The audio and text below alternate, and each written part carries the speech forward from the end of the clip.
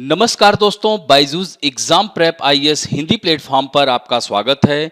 दोस्तों, आज हम लोग 2 सितंबर 2022 के द हिंदू समाचार पत्र का विश्लेषण करेंगे, जो कि आपके आगामी संघ लोक सेवा आयोग की मुख्य परीक्षा एवं प्रारंभिक परीक्षा के दृष्टिकोण से लाभदायक सिद्ध हो सकता है। दोस्तों, आइए सत्र को शुरू करने से पहले एक महत्वपूर्ण सूचना है। जैसा कि यहाँ पर आप देख सकते हैं कि पहले ही प्रयास में उत्तीर्ण करें। तो हमारा बायजूस एग्जाम प्रेप आईएएस जो कि निःशुल्क कार्यशाला आयोजित कर रहा है और यह 4 सितंबर को 11 बजे आयोजित की जाएगी। दोस्तों, यह निःशुल्क कार्यशाला हमारे संस्थान के वरिष्ठ शिक्षक हर्षमीत सिंह जी के द्वारा ली जाएगी। ये आईएएस परीक्षा की तैयारी हेतु भारतीय राज्य व्यवस्था विषय के सर्वाधिक लोकप्रिय शिक्षकों में से एक हैं। तो आप लोग ज़्यादा से ज़्यादा लोग इसमें भाग लें।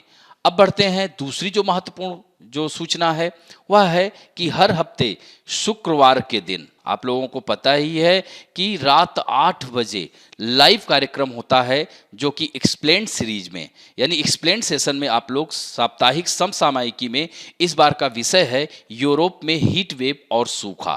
तो इस तरह से आज रात 8 बजे आप लोग लाइव भाग ले सकते हैं। और दोस्तों, अभी तक अगर हमारे इस चैनल को आप लोगों ने सब्सक्राइब नहीं किया है तो प्लीज़ आप लोग सब्सक्राइब करें, लाइक करें, कमेंट करें और अपने दोस्तों को भी शेयर करें। और दोस्तों, एक और महत्वपूर्ण सूचना आप लोगों के लिए बायजूस एग्जाम प्रेप ला रहा है एनसीईआरटी फंडामेंटल, यानी आपकी यूपीएससी की तैयारी के लिए एक महत्वपूर्ण जो आधारशिला होती है वह एनसीईआरटी होती है। तो यह 3 महीने का निःशुल्क कोर्स आपके लिए लाया जा रहा है और दोस्तों यह 3 सितंबर से शुरू हो रहा है। तो यह जो है लाइव सेशन, स्टडी नोट्स, इसमें साप्ताहिक प्रश्नोत्तरी, यह सारी व्यवस्थाएं होंगी। तो इस तरह से आप ऐप पर लाइव जा सकते हैं और यह निःशुल्क कार्यक्रम का आनंद ले सकते हैं। तो आइए पहले टॉपिक की ओर चलते हैं, जो कि पृष्ठ संख्या 10 पर आया हुआ है। इसको हम लोग सामान्य अध्ययन के सेकंड पेपर सामाजिक न्याय से जोड़ सकते हैं। तो academia research and the glass ceiling in India. तो दोस्तों, भारत में अकादमी अनुसंधान और अनुचित भेदभावपूर्ण प्रवृत्ति विशेषकर क्या है, महिलाओं के संबंध में, यानी यहां पर आप देख सकते हैं कि महिलाओं के लिए यह बाधक है। तो शिक्षा में लैंगिक असमानता यह बहुत बड़ी समस्या है और ये कोई अभी वर्तमान में तो है ही, यह पुराने काल से चली आ रही है। यानी दोस्तों, यह 1933 का मुद्दा है। दोस्तों, यह जो लैंगिक असमानता और भेदभाव भारत में पहली बार 1933 में सुर्खियों में आया, जब कमला सोहोनी ने सर सीवी रमन को उनके मार्गदर्शन में भौतिकी में अनुसंधान के लिए प्रेरित किया। लेकिन उन्होंने इस शोध पत्र को 1933 में कमला सोहोनी के इस शोध पत्र को सीवी रमन ने रिजेक्ट कर दिया था।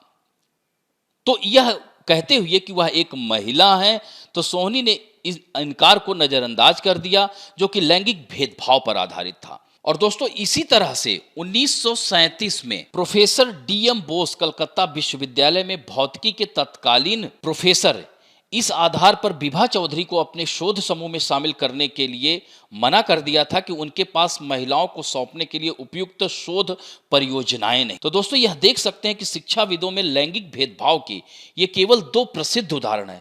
ऐसे और भी कई उदाहरण हैं, जैसा कि 2018 में यहां पर देख सकते हैं कि पीसा विश्वविद्यालय के प्रोफेसर अलेक्जेंड्रो स्ट्रामिया, एक सैद्धांतिक भौतिक विज्ञानी जो नियमित रूप से सर्न स्विट्जरलैंड में परमाणु अनुसंधान के लिए यूरोपीय संगठन में काम करते हैं, ने सर्न द्वारा आयोजित एक कार्यशाला में यह दावा किया और उन्होंने बताया कि यहाँ पर भी महिलाओं के साथ विभेद होता है। और दोस्तों, जैसे ही उन्होंने बताया, उसी के एक दिन बाद ही 2018 में डोना स्ट्रिकलैंड को लेजर पर उनके काम के लिए भौतिकी का नोबेल पुरस्कार मिल गया। सोचिए, और इस तरह से वह पाने वाली तीसरी महिला, इससे पहले 1903 में मैरी क्यूरी और 1963 में मारिया गोएपर्ट मेयर के बाद भौतिकी का नोबेल जीतने वाली तीसरी महिला बनी। तो दोस्तों, इस लेख का जो यह संपादकीय पृष्ठ है, इसके जो लेखक हैं सुप्रकाश चंद्र राय, जो कि एक लेखक, जनरल साइंस एंड कल्चर के प्रधान संपादक हैं, उन्होंने इसमें यही बताने की प्रयास किया है कि पिछले 100 वर्षों में हमने इस पूर्वाग्रह को दूर करने या सुनिश्चित करने में कितनी प्रगति की है कि महिलाएं शैक्षणिक संस्थानों में पुरुषों के बराबर हैं। यह आप इस लेख के अंतर्गत हम लोग चर्चा कर रहे हैं। तो जैसे सरकार की अगर पहल की बात करें तो पिछले दशकों में उच्च शिक्षा में महिलाओं की भागीदारी और कार्यबल में भागीदारी में उल्लेखनीय सुधार के बावजूद प्रगति अभी भी काफी असमान रही है। दोस्तों, भारत सरकार और महिलाओं की उच्च शिक्षा के लिए प्रोत्साहन प्रदान करने के लिए लैंगिक असमानता को दूर करने के प्रयासों में तेजी ला रही है। इसके लिए ट्रांसफॉर्मिंग इंस्टीट्यूट के लिए जेंडर एडवांसमेंट यानी GATI यानी विज्ञान और प्रौद्योगिकी में लैंगिक समानता को बढ़ावा देने के लिए विज्ञान और प्रौद्योगिकी विभाग के तहत एक पायलट परियोजना और इसके साथ साथ पोषण के माध्यम से अनुसंधान उन्नति में ज्ञान भागीदारी यानी यह कह सकते हैं knowledge involvement in research advancement through nurturing यानी इसको किरण कहते हैं, जैसी यह सरकार की पहल है। तो इसके तहत जो है महिलाओं को अधिकार और विज्ञान और प्रौद्योगिकी विभाग के तहत फिर से विज्ञान और प्रौद्योगिकी में महिला वैज्ञानिकों को प्रोत्साहित करने और पारिवारिक कारणों से महिला वैज्ञानिकों को जो शोध छोड़ने से रोकने के लिए यह योजना उल्लेखनीय है। तो कुछ संस्थान शिशु गृह भी स्थापित कर रहे हैं, जैसे कि जहां पर शोध कार्यक्रम हो रहा है जिस संस्थान में, वहां पर एक शिशु गृह जो है बनाने की बात की जा रही है, जैसे कि महिलाएं जिनके पास बच्चे हैं, छोटे बच्चे हैं, जिसकी वजह से वह संस्थान नहीं जा पाती हैं और बीच में ही शोध कार्य छोड़ना पड़ता है। तो ऐसे में उन महिलाओं के लिए वहीं संस्थान में शिशु गृह की व्यवस्था की जा रही है। तो यह जो ट्रांसफॉर्मिंग इंस्टीट्यूशन के लिए जेंडर एडवांसमेंट यानी GATI है, यह विज्ञान और प्रौद्योगिकी में लैंगिक समानता को बढ़ावा देने के लिए यह कार्य कर रहा है। तो विश्वविद्यालय भी समान अवसर नियोक्ताओं बनाने की पूरी कोशिश कर रहे हैं। हालांकि इन सभी प्रयासों के बावजूद अभी भी एक लैंगिक पूर्वाग्रह है जो कायम है, जिसे पूरी तरह से हटाया नहीं गया है। तो इस तरह से देख सकते हैं कि स्टेम में महिलाओं की अभी भी कम प्रतिनिधित्व वाली आबादी है। यानी स्टेम यहाँ पर इसका मतलब क्या हुआ? S for science, T for technology और E फॉर इंजीनियरिंग और M फॉर मैथमेटिक्स। यानी इस क्षेत्र में महिलाओं की भागीदारी अभी बहुत कम है, तो इसे ठीक करने की आवश्यकता है। तो दोस्तों, अब यहाँ पर देख सकते हैं कि महिलाएं और STEM, तो इस संबंध में कुछ आंकड़े हैं। कुछ चुनिंदा देशों पर यूनेस्को डेटा यानी UNESCO, united nation educational scientific cultural organisation, तो यह जो है इसमें अगर देखा जाए तो भारत की स्थिति काफी निराशाजनक है। यानी आंकड़ों में अगर देखा जाए तो भारत सबसे निचले पायदान पर है, जिसमें केवल 14% महिलाएं ही शोधकर्ता STEM के अंतर्गत कार्य कर रही हैं।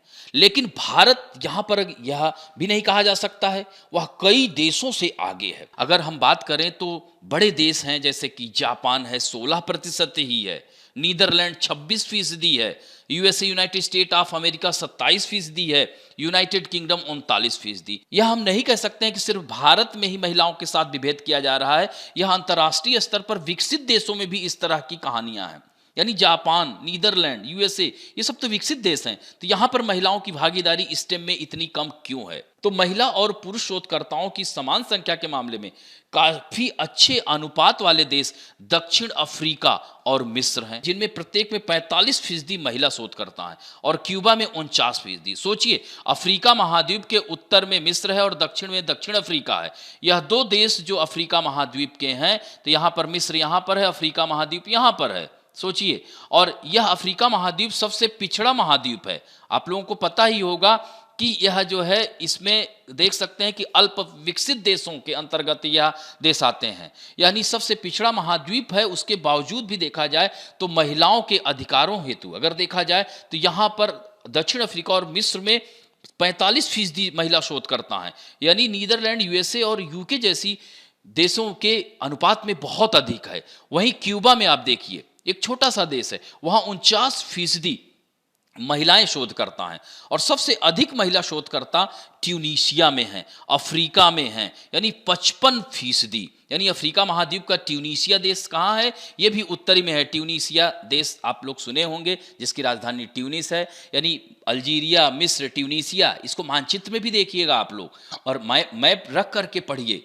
तो मानचित्र में देखेंगे तो वहां पर आपको पता चलेगा। तो सोचिए, अफ्रीका महाद्वीप कितना पिछड़ा देश है, लेकिन महिला शोधकर्ताओं के मामले में सबसे अधिक है। तो दोस्तों, यहाँ पर यह आपके लिए प्री के लिए महत्वपूर्ण बिंदु बन सकता सकता है, इस तरह से कथन में आ सकता है, तो इसे ध्यान रखेंगे। उसके बाद अर्जेंटीना आता है, तो ये दक्षिण अमेरिका महाद्वीप का देश है, यहाँ 53% महिलाएं जो हैं शोधकर्ता हैं। इसी तरह से न्यूजीलैंड जो कि ऑस्ट्रेलिया महाद्वीप के अंतर्गत आता है, 52%, हालांकि यह विकसित देश है। तो इस तरह से स्नातक अध्ययन के पुरुष और महिला की भागीदारी में भी अगर हम बात करें, तो अगर तुलना करते हैं तो अनुसंधान में महिलाओं की भागीदारी में काफी गिरावट देखी जा रही है। यानी पुरुषों की 73% की तुलना में सोचिए मात्र 27% महिलाएं जो है यह विज्ञान शोध कह सकते हैं स्टेम क्षेत्र में शोध कार्य कर रही हैं। तो इस प्रकार विश्वविद्यालयों और अनुसंधान संस्थाओं में महिला संकाय यानी जो साइंस डिपार्टमेंट है उसकी दृश्यता काफी कम है। यानी ज्यादातर महिलाएं क्या हैं, यानी ज्यादातर देखा जाए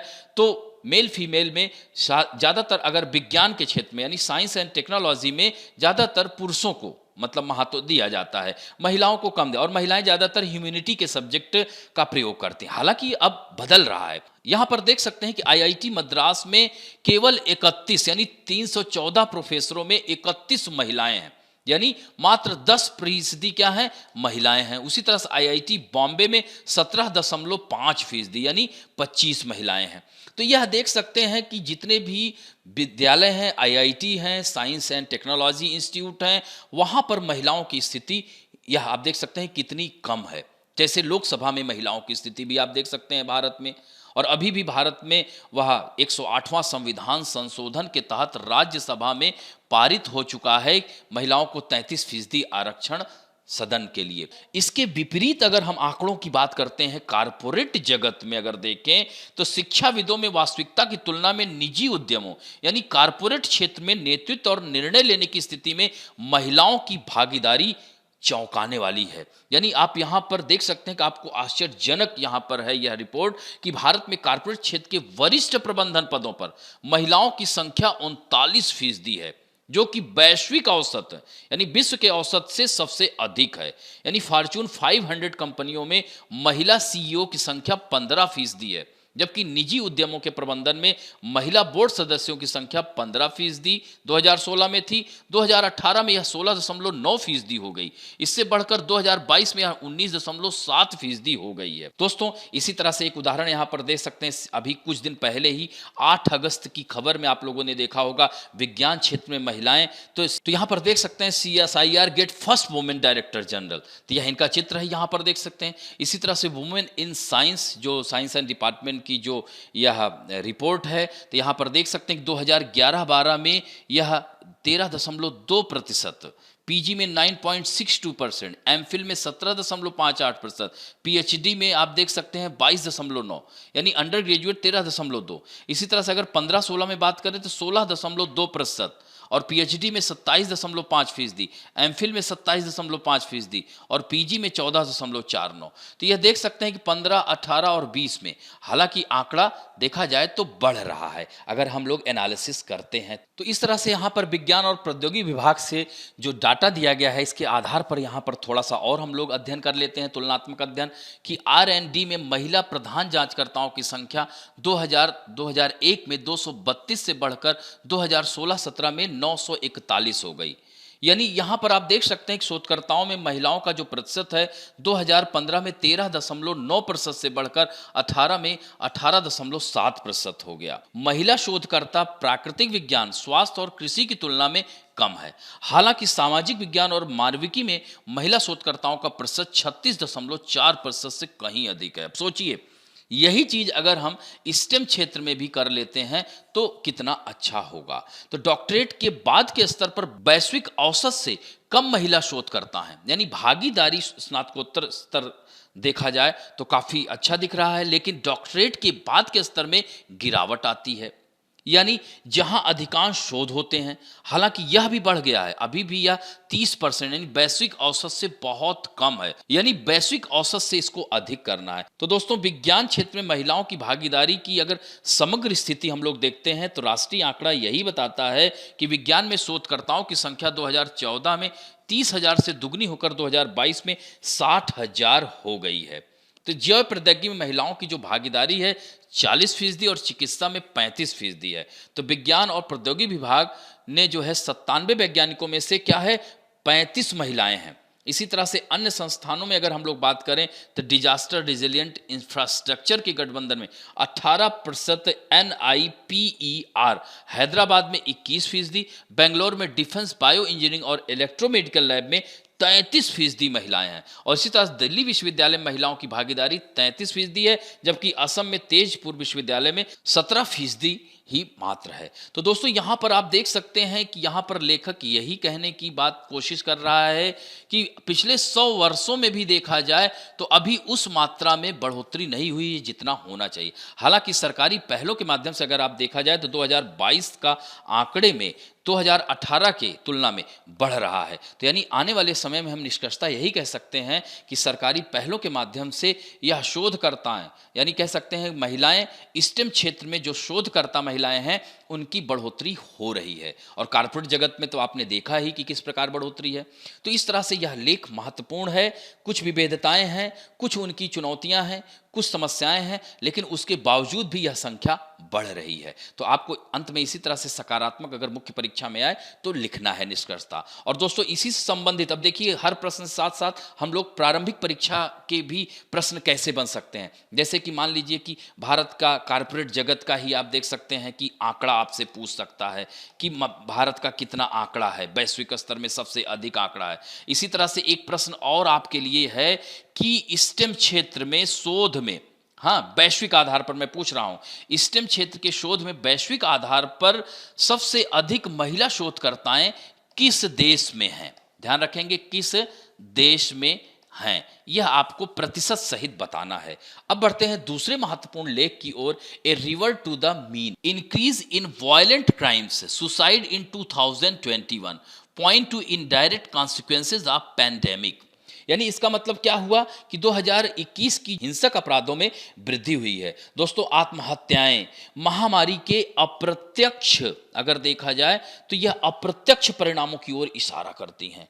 यानी वार्षिक रिपोर्ट के अनुसार एक चिंताजनक प्रवृत्ति जैसे बलात्कार, अपहरण, बच्चों के खिलाफ अत्याचार, डकैती, हत्या जैसे हिंसक अपराधों में पंजीकरण 2021 में, यहां पर देख सकते हैं कि यह एनसीआरबी की जो रिपोर्ट है यह इंक्रीज हुआ है 2021 में अपराध। दोस्तों 2021 में हिंसक अपराधों में तो वृद्धि हुई थी, लेकिन कुल अपराध दर यानी प्रति 1 लाख पर देखा जाए तो 2020 में 478.8 से घटकर 2021 में 445.9 हो गया था। जिसका मुख्य कारण क्या है कि लोक सेवक के आदेश की अवज्ञा के तहत दर्ज मामलों में कमी। यानी उस समय क्या था, लॉकडाउन था। यानी यदि 2020 वह वर्ष था जब भारत ने पहली कोविड-19 लहर का सामना किया था, तो 2021 में नोवेल कोरोना वायरस के डेल्टा संस्करण के प्रभाव के कारण समान रूप से एक भयावह वर्ष था। और 2020 की तुलना में लॉकडाउन की आवृत्ति और तीव्रता अपेक्षाकृत कम थी। तो इस तरह से कह सकते हैं पति या उनके रिश्तेदारों द्वारा क्रूरता, महिला के खिलाफ अपराधों का 31.8%, 2020 में 30.2%, 2019 में 30.9%। यह दर्शाता है कि घरेलू हिंसा एक बहुत बड़ा मुद्दा है और यह लगातार जारी रही। तो हिंसक अपराधों में हुई वृद्धि, आरोप पत्र की दर यह जो है 2020 में अगर देखा जाए तो 75.8% से गिरकर 2021 में 72.3% हो गई। जैसा कि दोष सिद्धि दर 2020 में यह कितनी थी, 59.2% से 57% थी। तो यहां पर आप देख सकते हैं। तो इस तरह से रिपोर्ट में यह भी पता चला कि 2021 में जनसंख्या में आत्महत्या की दर 12 प्रति 1 लाख लोगों में पिछले 5 वर्षों में सबसे अधिक थी। तो दोस्तों यह जो है घरेलू समस्याओं और सबसे बड़ी चीज है कि घरेलू हिंसा, दैनिक वेतनभोगी, गृहिणियां, जो महामारी की गंभीरता और लोगों पर इसके अप्रत्यक्ष परिणामों को प्रकट करता है। दोस्तों 2020 में साइबर अपराधों के रूप में दर्ज मामलों में 5.9%, यानी यह जो है उछाल डिजिटल उपकरणों के बढ़ते उपयोग और संबंधित चुनौतियों का भी संकेत देती हैं। यानी दोस्तों आज की इस डेट में डिजिटल चुनौती यह उभर कर आ रही हैं साइबर अपराधों के माध्यम से। आपने देखा होगा कि बहुत सारे लोग फेक आईडी, और आपकी आईडी हैक हुई थी खासकर इस कोरोना काल के समय में, और आपसे पैसे की मांग की जाती थी। कई लोगों ने तो दे भी दिया बिना पूछताछ किए। यही कारण है कि लोग जो है वहां पर लिख रहे थे कि भाई मेरी आईडी हैक हो गई है, कोई मेरे नाम से पैसा मांग रहा है तो कृपया आप लोग पैसा नहीं देंगे। इसी तरह से वृद्धि ग्रामीण क्षेत्रों में अधिक थी, क्योंकि महानगरीय शहरों 2 मिलियन से अधिक लोगों की आबादी वाले में साइबर अपराध 2020 की तुलना में 8.3% की गिरावट दर्ज की गई है। तो दोस्तों, इस तरह से आप देख सकते हैं कि यह कोरोना काल में यह समस्याएं थी। यहाँ पर आप देख सकते हैं IPC cases bye police and court. तो यहाँ पर देख सकते हैं मर्डर, रेप, किडनैपिंग एंड यहाँ पर हर्ट इंक्लूडिंग एसिड अटैक। तो ये आंकड़ों को यहाँ पर जो कन्विक्शन रेट है आप ये देखिए, यानी यह देख सकते हैं 42.4%, रेप 28.6%, किडनैपिंग 29.30%। तो यह यहाँ पर देख सकते हैं 21.9%, इंक्लूडिंग एसिड अटैक 37.1। तो यह स्थिति है। तो दोस्तों, इस तरह से यह जो रिपोर्ट है इसको कौन तैयार करता है? तो इसको एनसीआरबी तैयार करता है। इस रिपोर्ट को एनसीआरबी की स्थापना 1986 में अपराध पर डेटा का संकलन और रिकॉर्ड करने के लिए एक निकाय की स्थापना के उद्देश्य की गई थी, और यह केंद्रीय गृह मंत्रालय के अधीन कार्य करता है। तो वार्षिक रिपोर्ट प्रकाशित करने के अलावा इसके कार्यों में संबंधित राज्यों में अंतर्राज्यीय और अंतर्राष्ट्रीय अपराधियों पर सूचना का संग्रह, समन्वय और आदान प्रदान शामिल है। तो एनसीआरबी भारतीय और विदेशी अपराधियों के फिंगरप्रिंट रिकॉर्ड के लिए राष्ट्रीय गोदाम के रूप में एक कार्य करता है, और फिंगरप्रिंट खोज के माध्यम से अंतर्राष्ट्रीय अपराधियों का पता लगाने में यह सहायता भी करता है। और दोस्तों, इस तरह से एनसीआरबी अपनी रिपोर्ट के लिए जानकारी कैसे एकत्र करता है? तो यह एनसीआरबी रिपोर्ट पूरे देश के, यानी याद रखेंगे 36 राज्यों और केंद्र शासित प्रदेशों के प्राप्त आंकड़े इसमें शामिल होते हैं।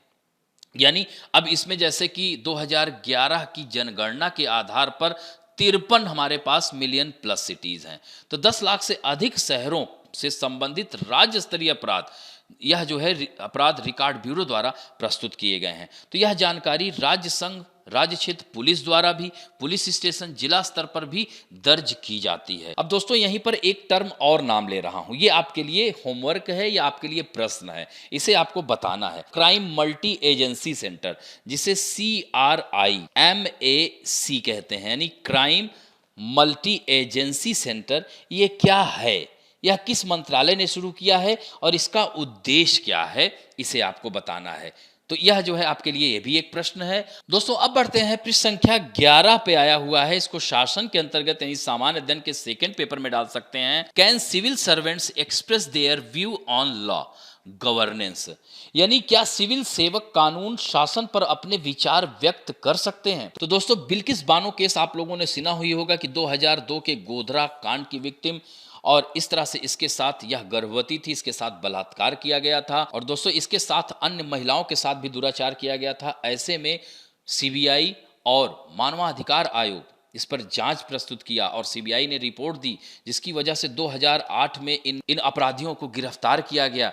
इवन जो है बिल्किस बानो को जान से मारने की धमकी दी जा रही थी। तो ऐसे में यह कोर्ट गुजरात सरकार से जो है, कोर्ट को गुजरात न्यायालय से स्थानांतरित करके महाराष्ट्र न्यायालय में स्थानांतरित कर दिया गया था, और इस तरह से इन लोगों को आजीवन कारावास था। लेकिन उनमें से एक अपराधी ने गुजरात कोर्ट में अपील दाखिल की। हालांकि गुजरात कोर्ट ने मना कर दिया था, फिर वह सुप्रीम कोर्ट चला गया और सुप्रीम कोर्ट ने दिशा निर्देश दिया, जिसके बाद इन अपराधियों को छोड़ दिया गया। हालांकि इस की वजह से इस पर काफी विरोध हो रहा है। तो इस तरह से आप देख सकते हैं कि तेलंगाना की एक वरिष्ठ आईएएस अधिकारी है स्मिता सबरवाल ने सुश्री बानो के समर्थन में अपने व्यक्तिगत खाते से, यानी उन्होंने ट्वीट किया है और गुजरात सरकार के फैसले पर सवाल उठाया है, जिससे यह विवाद छिड़ गया है कि क्या यह सिविल सेवा आचरण नियमों का उल्लंघन कर रही हैं, या 1964 जो सिविल सेवा क्या है, सिविल सेवा आचरण 1964 का क्या यह उल्लंघन कर रही हैं।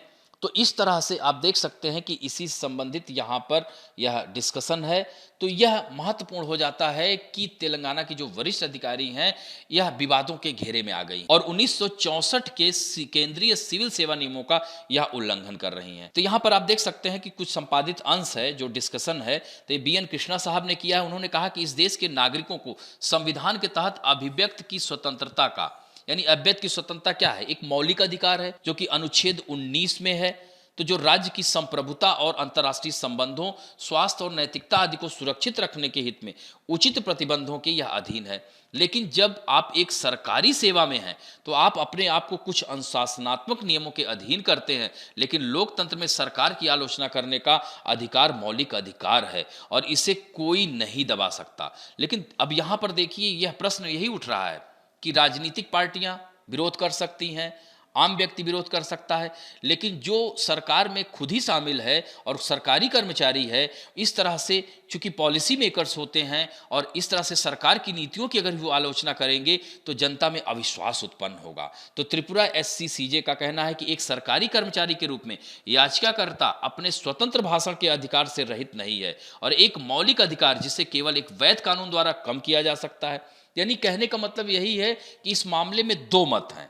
यानी अधिकांश क्या है, सहकर्मी विशेष रूप से जो सरकार में सेवा कर रहे हैं, जो लोग सेवा दे रहे हैं, चाहे वो आईएएस हो, आईपीएस हो या मुख्य सचिव हो, अपवाद लेंगे और बहुत सहायक नहीं होंगे, क्योंकि आम धारणा यही है कि आईएएस अधिकारियों के रूप में हमें सार्वजनिक मंचों पर सार्वजनिक कार्यों या सरकारी नीतियों के खिलाफ बात नहीं करनी चाहिए। और दूसरा पक्ष है कि अगर हम किसी चीज के बारे में बहुत दृढ़ता से महसूस करते हैं या किया जा रहा है या उस पर कार्रवाई की जा रही है, तो हम सबसे अच्छी स्थिति में, अगर इतने गंभीर स्थिति में है तो संघों से संपर्क कर सकते हैं। यानी केंद्रीय सिविल नियमों के, यानी यहां पर आप देख सकते हैं कि लोक सेवक कभी भी सरकारी कार्यों और सरकारी नीतियों के खिलाफ बात उसे नहीं करनी चाहिए। तो दोस्तों, यहां पर दिया गया है कि केंद्रीय सिविल सेवा आचरण नियमों के नियम 9 में, यानी नियम 9 में किसी भी सिविल सेवक को अपने नाम से या अज्ञात रूप से या उपनाम या किसी अन्य व्यक्ति के नाम पर किसी ऐसे कथन से संबंधित तथ्य या विचार को प्रकाशित करने पर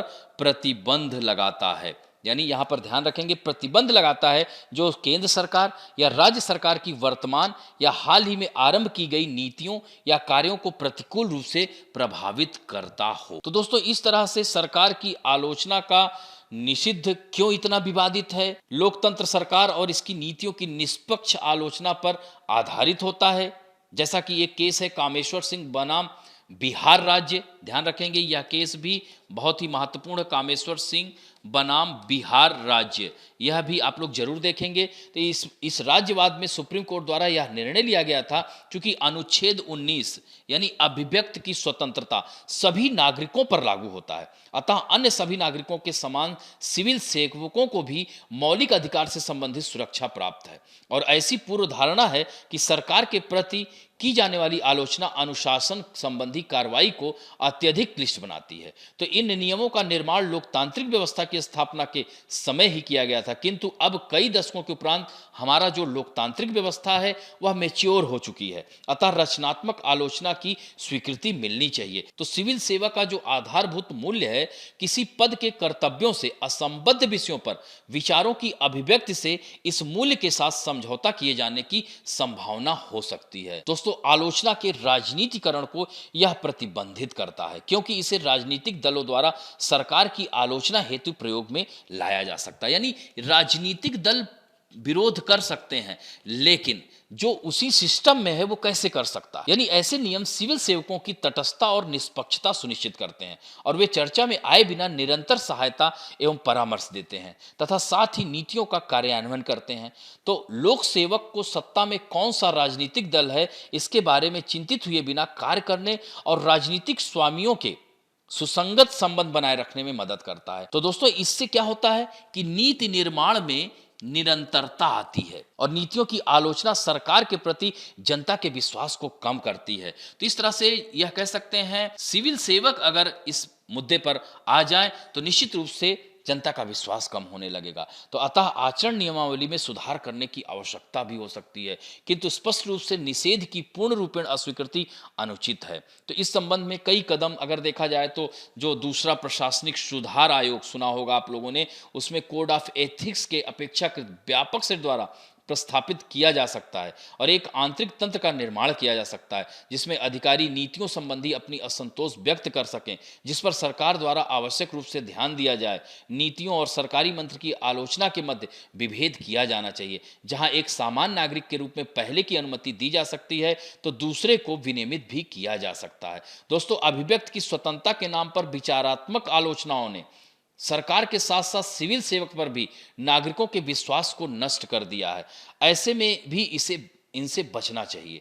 हालांकि इस तरह की आलोचनाओं का पूर्णतः निषेध सिविल सेवक को प्राकृतिक न्याय के सिद्धांतों के स्पष्ट उल्लंघन पर भी केवल मूक दर्शक बने रहने पर विवश कर देता है। अब देखिए 2020 में द हिंदू में ही आया हुआ है, social media posting is a fundamental right rule Tripura high. तो दोस्तों यह देख सकते हैं आपकी एक ऐतिहासिक आदेश में त्रिपुरा के उच्च न्यायालय ने पुलिस को एक ऐसे व्यक्ति पर मुकदमा चलाने से परहेज करने का आदेश दिया जिसे पहले एक सोशल मीडिया पोस्ट पर गिरफ्तार किया गया था। तो इस तरह से मुख्य न्यायाधीश ने उस समय पुलिस को इस मामले के संबंध में और गिरफ्तारी करने पर रोक लगा दी थी। दोस्तों यहां पर आप देख सकते हैं सेवा आचरण नियम।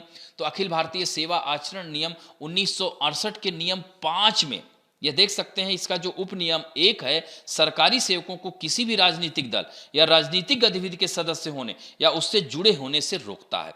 इसी तरह से नियम 5 के उप नियम 4 में यह कहा गया है कि सेवा का कोई भी सदस्य किसी विधायिका या स्थानीय प्राधिकरण के चुनाव संबंध में वह प्रचार नहीं कर सकता, न वह अपनी गाड़ी प्रचार के लिए भेज सकता है। और इस तरह से सरकार के कह सकते हैं कि वह सरकार के साथ है, तो ऐसे में वह अगर करता है तो विपक्ष का वह निशाना बन सकता है। तो इस तरह से स्मिता सब्रवाल बिल्किस बानो केस के मामले में उनके पक्ष में खड़ी हुई हैं, तो ऐसे में यह विवादों के घेरे में आ गई हैं। अब बढ़ते हैं दोस्तों, पृष्ठ संख्या 12 पर है, इसको पर्यावरण से हम लोग जोड़ सकते हैं सामान्य अध्ययन के 3rd पेपर में, यानी यह effecting the ban on single use plastic. तो दोस्तों यह जो है सिंगल यूज प्लास्टिक क्या है और यह पर्यावरण को कैसे प्रभावित, तो अभी हाल ही में आप लोगों ने देखा होगा, यानी 1 जुलाई 2022 से भारत ने कम उपयोगिता वाले उच्च कूड़े की क्षमता वाले सिंगल यूज प्लास्टिक वस्तुओं के निर्माण, आयात, स्टॉकिंग, वितरण, बिक्री और उपयोग पर प्रतिबंध लगा दिया है। तो इस तरह से भारत संयुक्त राष्ट्र पर्यावरण सभा यानी यूनाइटेड नेशन एनवायरनमेंट असेंबली का एक पक्षकार है। कुल मिलाकर यूएनईए में 124 पक्षकार हैं और भारत ने भविष्य में एक समझौते को तैयार करने के लिए एक प्रस्ताव पर हस्ताक्षर भी किया है। तो दोस्तों इस तरह से भारत सिंगल यूज प्लास्टिक के निपटान के लिए लगातार प्रयास कर रहा है। तो दोस्तों प्रतिबंधित सिंगल यूज प्लास्टिक आइटम में जैसे सजावटी थर्माकोल, प्लास्टिक कप, गिलास, झंडे, कैंडी, आइसक्रीम, ईयरबड, 100 माइक्रोन की मोटाई के पीवीसी बैनर, रैपिंग फिल्में, स्टीकर एंड फ्लैटवेयर शामिल हैं। तो दोस्तों इन सब पर लागू है। तो दोस्तों यहां पर आप देख सकते हैं कि यह सिंगल यूज जो प्लास्टिक है SUP, जिसको सिंगल यूज प्लास्टिक कहा जाता है, यह क्यों हानिकारक है। सबसे पहले तो आपको यह जानना आवश्यक है कि यह हानिकारक क्यों है। तो सिंगल यूज प्लास्टिक का उद्देश्य क्या होता है, एक बार या कम समय के लिए उनका निपटान करने से पहले उनका प्रयोग करना, यानी प्लास्टिक कचरे का पर्यावरण और मानव स्वास्थ्य पर व्यापक प्रभाव पड़ता है। इवन यह जो है बहते हुए समुद्र में चला जाता है। आज समुद्री पारिस्थितिकी तंत्र को भी यह पूरी तरह से अवक्रमित कर रहा है। तो दोस्तों इसका पर्यावरण पर क्या प्रभाव है। और दोस्तों इस तरह से यह सिंगल यूज प्लास्टिक के प्रयोग के बाद यानी कूड़े के एक बार इस्तेमाल होने वाली प्लास्टिक की वस्तुओं का स्थलीय और जलीय पारिस्थितिकी तंत्र दोनों पर इसका प्रतिकूल प्रभाव पड़ता है। और दोस्तों एकल उपयोग वाली जो प्लास्टिक वस्तुओं के कारण होने वाले प्रदूषण के कारण सभी देशों को एक पर्यावरण चुनौती का सामना करना पड़ रहा है। तो भारत 2019 में 4थी संयुक्त राष्ट्र पर्यावरण सभा में एकल उपयोग वाले प्लास्टिक प्रदूषण पर एक प्रस्ताव पेश किया, जिसमें इस मुद्दे को हल करने के लिए वैश्विक समुदाय की तत्काल आवश्यकता को उसने मान्यता दी थी। और इस संकल्प को संयुक्त राष्ट्र पर्यावरण सभा में एक महत्वपूर्ण कदम के रूप में अपनाया गया था। और इस तरह से मार्च 2022 में, ध्यान रखेंगे 2022 में संयुक्त राष्ट्र पर्यावरण सभा के हाल ही में संपन्न 5वें सत्र में भारत प्लास्टिक प्रदूषण के खिलाफ वैश्विक कार्रवाई को चलाने के लिए एक प्रस्तावित आम सहमति विकसित करने के लिए सभी सदस्य राज्यों के साथ रचनात्मक रूप से जुड़ा हुआ है। तो ऐसा नहीं है कि भारत कोई पहला देश है जो यह बैन लगा रहा है। बांग्लादेश पहला देश बना था, 2002 में ही उसने बैन कर दिया था। इसी तरह न्यूजीलैंड ने 2019 में प्लास्टिक बैग पर प्रतिबंध लगा दिया। चीन 2020 में चरणबद्ध तरीके से कार्यान्वयन के साथ प्लास्टिक बैग पर प्रतिबंध जारी किया था। इसी तरह से अमेरिका का कैलिफोर्निया प्रांत, उसने भी प्लास्टिक बैन किया था। तो दोस्तों इस तरह से आप देख सकते हैं कि भारत में प्लास्टिक कचरा प्रबंधन नियम है क्या। तो यह 30 सितंबर 2021 से प्लास्टिक कचरा प्रबंधन नियम 2021 ने प्लास्टिक कैरी बैग के निर्माण, आयात, भंडारण, वितरण, बिक्री और उपयोग पर रोक लगा दी थी, जिनकी मोटाई क्या है 75 माइक्रोन से कम है।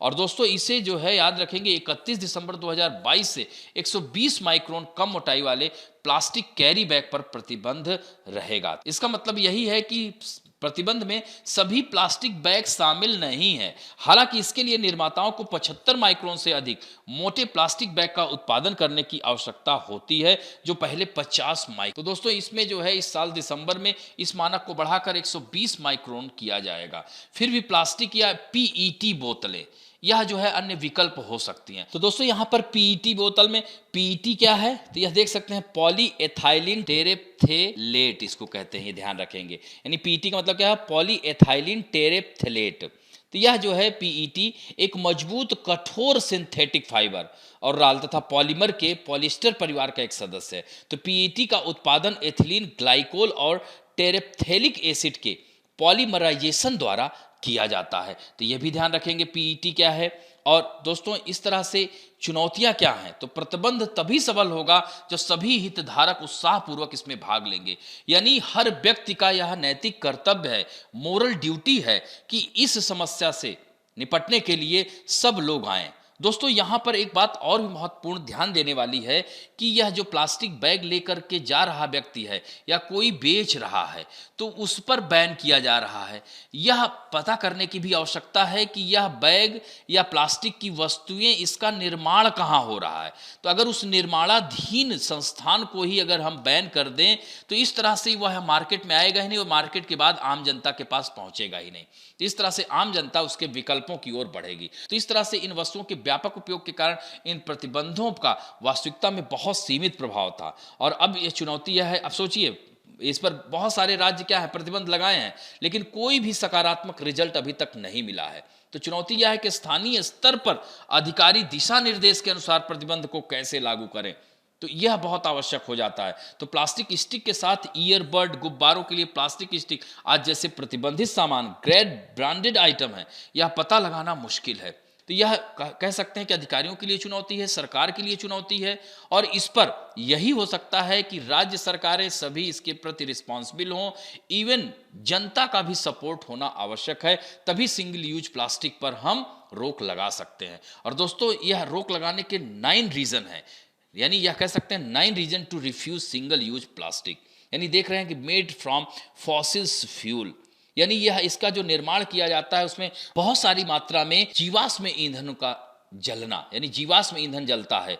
Huge carbon footprint will still be here in 100 of year, यानी यह जो है नष्ट ही नहीं होता, एक बार बन जाता है तो 100 साल से भी अधिक समय तक यह चलता है, नष्ट ही नहीं होता। Only 80% is recycled. देख रहे हैं कि यहाँ पर मात्र यही इतना भी रिसाइकिल्ड होना बाकी है।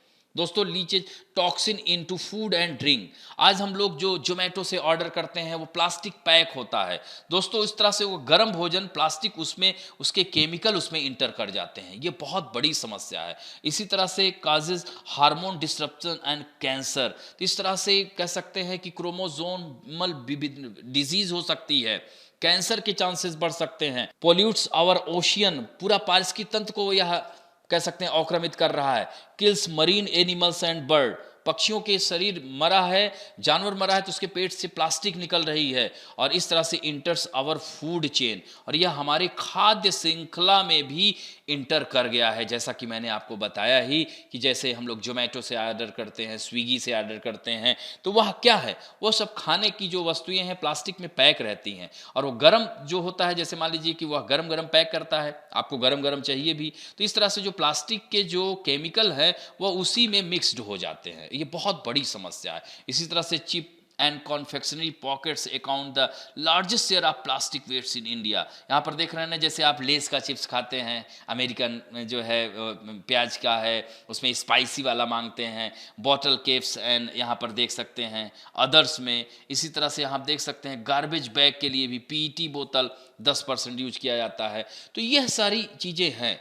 तो दोस्तों यहाँ पर आप देख सकते हैं 90% of plastic waste not being recycled, यानी 90% जो प्लास्टिक वेस्ट है अभी उसको पुनर्चक्रण किया ही नहीं जा रहा है। दोस्तों 15,342 tons of waste generated in India per day, यानी देख सकते हैं कि आप इतना टन प्रतिदिन यहाँ से कचरा निकल रहा है। यानी अकेले सिर्फ दिल्ली में 690 टन कचरा निकल रहा है। दोस्तों इस तरह से यहाँ पर देख सकते हैं where the plastic lands up after we throw it way, यानी लैंडफिल साइट यहाँ पर देख रहे हैं ना, डंपिंग कर दी जाती है। जैसे आप दिल्ली में आप देख सकते हैं कौशाम्बी क्षेत्र में जो गाजियाबाद से जुड़ा हुआ, वहाँ पर देखिए कितना बड़ा ढेर आपको दिखता है। रोड साइड गार्बेज डंप्स ऐसे सड़कों पर पड़े रहते हैं, जानवर उसको खा लेते हैं, उसके शरीर में फंस जाता है। इसी तरह से water bodies and waterways, around 90% of the plastic being generated is making it's way into ocean through river, यानी नदियों के माध्यम। इसमें देखिए नदियों में बाढ़ आई हुई है तो इस शहरों के किनारे कितना कचरा, वो भी प्लास्टिक का कचरा वहां पर इकट्ठा है। तो यह देख सकते हैं plastic bag in the soil and the landfill site lead to toxic metal, यानी पूरी तरह से उसको प्रदूषित कर दे रहा है। दोस्तों how other countries do it, तो Ireland there was a dramatic decrease in the use of plastic bag. Ireland तो यह डिक्रीज कर रहा है use of plastic bag after customer were forced to pay for bag. तो यहां पर देख सकते हैं Rwanda a total ban on manufacturing sale use and import of all plastic. देखिए यही मैं कहना चाह रहा हूं कि आप लोग कोई पन्नी लेकर के जा रहा है उसको पकड़ना बैन तो ठीक है, आपको यहां पर यह ध्यान देना है कि यह पन्नी बन कहां रही है, ये प्लास्टिक की वस्तुएं बन कहां रही, इसका उद्योग निर्माण जहां पर स्थापित किया गया उस पर प्रतिबंध लगाने की आवश्यकता है। दोस्तों न्यूयॉर्क सिटी में आप देख सकते हैं styrofoam ban as it is the impossible to recycle. इसी तरह चाइना 2020 से कर ही रहा है। तो यह सब देखते हुए हमको भी यहाँ पर प्रत्येक व्यक्ति का यह मौलिक कर्तव्य है या मोरल ड्यूटी बनती है, नैतिक कर्तव्य है कि वह इस सिंगल यूज प्लास्टिक का प्रयोग ना करे, उसके विकल्पों की ओर जाए। अब बढ़ते हैं दोस्तों, पृष्ठ संख्या 1 पर है सामान्य अध्ययन के थर्ड पेपर यानी अर्थव्यवस्था से जोड़ सकते हैं IMF to extend $2.9 billion to Sri Lanka. तो दोस्तों यहां पर आप देख सकते हैं कि IMF यानी अंतरराष्ट्रीय मुद्रा कोष ने, यानी इसको क्या कहेंगे, अंतरराष्ट्रीय मुद्रा कोष। तो अंतरराष्ट्रीय मुद्रा कोष ने ऋण पुनर्गठन और भ्रष्टाचार पर कार्रवाई की शर्तों के साथ 4 साल की अवधि के लिए, यानी 48 मंथ है, 4 साल की अवधि के लिए एक्सटेंडेड फंड फैसिलिटी, यहां पर देख रहे हैं एक्सटेंडेड फंड फैसिलिटी, यहां पर आप देख सकते हैं एक्सटेंडेड फंड फैसिलिटी, यानी इसको क्या कहेंगे EFF, अबाउट $2.9 बिलियन। तो इस तरह से यहां पर देख सकते हैं $2.9 बिलियन की विस्तारित सुविधा प्रदान करने की सहमति पर समझौता हुआ है। तो IMF जो कि 24 अगस्त से 1 सितंबर तक इसी श्रीलंका में थे, वहां के अधिकारी और श्रीलंका के लिए IMF के समर्थन और अधिकारियों के व्यापक आर्थिक सुधार कार्यक्रम पर विस्तार से चर्चा की है। तो यहां पर आप देख सकते हैं वित्तीय स्थिरता की रक्षा करते हुए व्यापक आर्थिक स्थिरता और ऋण स्थिरता को बहाल करना, कमजोर लोगों की रक्षा करना, भ्रष्टाचार की कमजोरियों को दूर करना और श्रीलंका की विकास क्षमता को अनलॉक करने के लिए संरचनात्मक सुधारों को आगे बढ़ाना है और यह IMF का उद्देश्य है।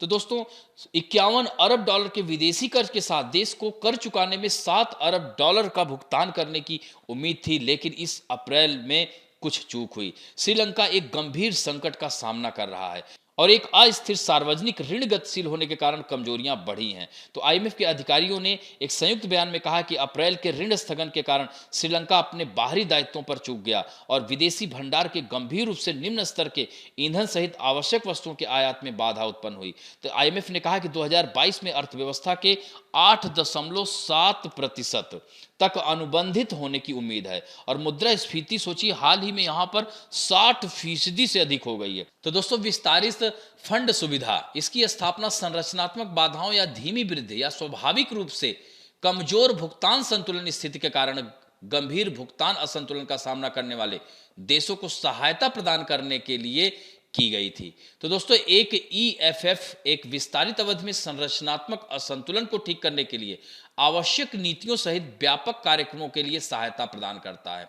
जब कोई देश संरचनात्मक कमजोरियों के कारण भुगतान संतुलन की गंभीर समस्याओं का सामना करता है, जिसे दूर करने के लिए समय की आवश्यकता होती है, तो IMF एक विस्तारित फंड सुविधा के माध्यम से सहायता करता है। और दोस्तों स्टैंड बाय व्यवस्था, इसके तहत प्रदान की जाने वाली सहायता की तुलना में EFF के तहत सहायता में लंबी अवधि के संरचनात्मक सुधारों को लागू करने में देशों की मदद करने के लिए लंबी वापसी पेमेंट अवधि शामिल है। तो दोस्तों EFF व्यवस्थाओं को आमतौर पर 3 साल की अवधि के लिए, कितना 3 साल की अवधि के लिए यह भुगतान किया जाता है, यह अनुमोदित किया जाता है। लेकिन गहरे और निरंतर संरचनात्मक सुधारों को लागू करने के लिए यह 4 साल तक, जैसा कि श्रीलंका के लिए क्या है, आईएमएफ ने 4 साल तक का समय दिया है। तो दोस्तों यह 4 साल तक की अवधि के लिए अनुमोदित किया जा सकता है। तो ईएफएफ के तहत प्रदान की गई राशि को 4.5 से 10 वर्षों में 12 समान अर्धवार्षिक किस्तों में चुकाना होता है।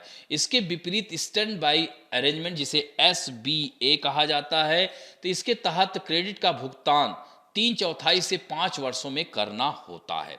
तो दोस्तों इस तरह से देख सकते हैं कि इसके उद्देश्य है कि मजबूत और टिकाऊ गरीबी में कमी और विकास के अनुरूप एक स्थिर और टिकाऊ व्यापक आर्थिक स्थिति की ओर बढ़ने के उद्देश्य से देशों के आर्थिक कार्यक्रमों का यह समर्थन करना है। दोस्तों योग्यता, यह सभी गरीबी उन्मूलन और विकास ट्रस्ट योग्य सदस्य देशों के लिए उपलब्ध है जो भुगतान संतुलन की समस्या का सामना कर रहे हैं, जैसे कि वर्तमान में श्रीलंका कर रहा है। इसी तरह से आईएमएफ ने पाकिस्तान की भी सहायता की थी। अवधि और बार बार उपयोग, इसी तरह से केंद्रित शर्तें क्या हैं, तो ईसीएफ के तहत सदस्य देश नीतियों के एक सेट को लागू करने के लिए सहमत होते हैं जो उन्हें मध्यम अवधि में एक स्थिर और स्थायी व्यापक आर्थिक स्थिति की ओर प्रगति करने में मदद करता है। तो इस तरह से यह देख सकते हैं विस्तारित फंड सुविधा यह क्या है। अब बढ़ते हैं दोस्तों मुख्य परीक्षा अभ्यास प्रश्न। तो आईएमएफ की विस्तारित फंड सुविधा क्या है, सीधे सीधे पूछ लिया है। तो ईएफएफ के बदले आईएमएफ द्वारा सदस्य देशों पर आमतौर पर कौन सी शर्तें लगाई जाती हैं। तो दोस्तों यहां पर आप देख सकते हैं कि यह सीधे सीधे पूछ लिया है कि विस्तारित फंड सुविधा क्या है। तो इसके बारे में हमने बताया ही, इसका उद्देश्य क्या है, यह कैसे लगाया जाता है, कब वापस किया जाता है, और श्रीलंका का आप यहां पर भूमिका और मध्य भाग तथा तीसरा है यहां पर निष्कर्ष। तो इस तरह से यह तीनों पक्षों को आपको लिखना है। तो इस तरह से तभी आपको सुंदर अंक मिलेगा। इसी तरह से यहां पर देख सकते हैं भूमिका में हाल का यानी श्रीलंका का जिक्र करते हुए यह बताना है कि आईएमएफ उसकी मदद के लिए समझौता किया है और $2.9 बिलियन वह देगा जो कि 4 सालों के लिए, उसके बाद उसको धीरे धीरे चुकाना होगा और वो मैंने बताया कि कैसे चुकाना होगा।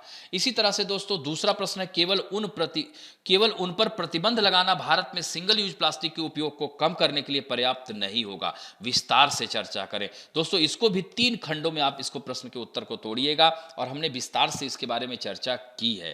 तो ये ध्यान रखेंगे। यहीं पर आपको एक प्रश्न और देता हूं कि सिंगल यूज प्लास्टिक बैन करने वाला पहला देश कौन था, यह भी आपको बताना है। ध्यान रखेंगे पहला देश कौन था सिंगल यूज प्लास्टिक पर बैन करने वाला। तो इस तरह से आज का अंक यहीं समाप्त करते हैं। आशा करता हूं कि आज का वीडियो आप लोगों को अच्छा लगेगा और यदि अच्छा लगे तो प्लीज लाइक, शेयर, सब्सक्राइब और बेल आइकन दबाना ना भूलें। धन्यवाद।